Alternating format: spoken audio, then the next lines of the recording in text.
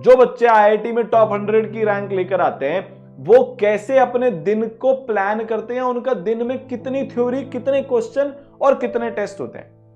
तो बेटा अगर मान ले एक दिन में अगर आप 12 घंटे पढ़ रहे हो तो आप उसमें से 6 घंटे की थ्योरी पढ़ोगे, 5 घंटे का जो है आप उसमें से सवाल करोगे और बेटा 1 घंटे आप उसका टेस्ट दोगे। ये आइडियल ड्यूरेशन होती है एक टॉपर के प्रिपरेशन के ब्रेकअप की। ठीक है, स्टडी ब्रेकअप बोल रहा हूं, दूसरा ब्रेकअप नहीं बोल रहा। कुछ लोगों के मन तड़प गए होंगे कि सर खड़ा हूं आज भी वहीं कि दिल फिर बेकरार है। ओहो गलत चीज बोल दी ना मैंने। खैर कोई बात नहीं, ठीक है, समझ गए भाई। प्रेम सुनील जो मेरे से पूछ रहे थे।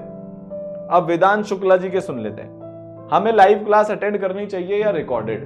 तो देख वेदांश, इस साल जितने भी बच्चे ई सरल के 1500 बच्चे आईआईटी में गए उसमें से आधों ने लाइव क्लास अटेंड करी थी, आधों ने रिकॉर्डेड से अपनी तैयारी मेजॉरिटी की थी।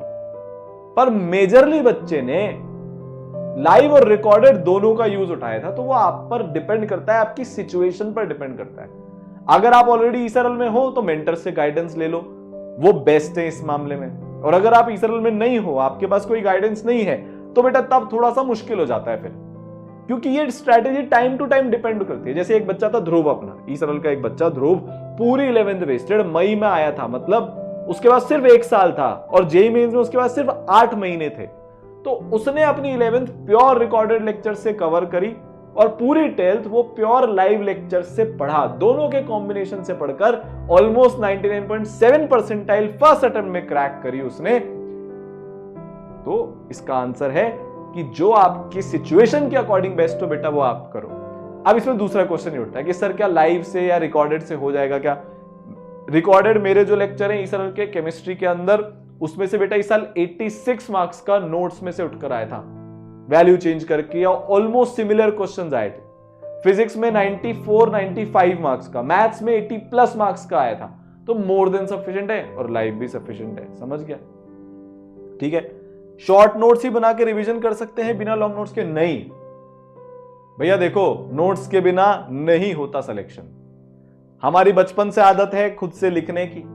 आपके पास 2-3-4 महीने ही बचे हो तो फिर आप वैसे भी नोट्स नहीं बना सकते, तो वो बात अलग हो जाती है। बट अगर आपके पास टाइम है तो प्लीज अपने नोट्स बनाओ, किसी के भी ज्ञान में बहकावे में प्लीज मत आओ।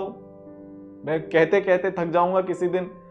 पेन चलाओ, बिना पेन चलाए नहीं होगा। फिर उस नोट्स में मार्किंग भी करो ताकि आपको कोई इंफॉर्मेशन बाद में एक्स्ट्रा नहीं करनी पड़े। जितनी जरूरी है, जो जो चीजें आपको समझ में आती जा रही है उनको काटते जाओ, जो याद होती जा रही है उनको काटते जाओ, और जो चीजें इंपॉर्टेंट है सिर्फ वो मार्क करते जाओ।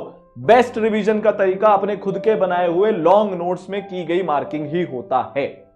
ठीक है भाई,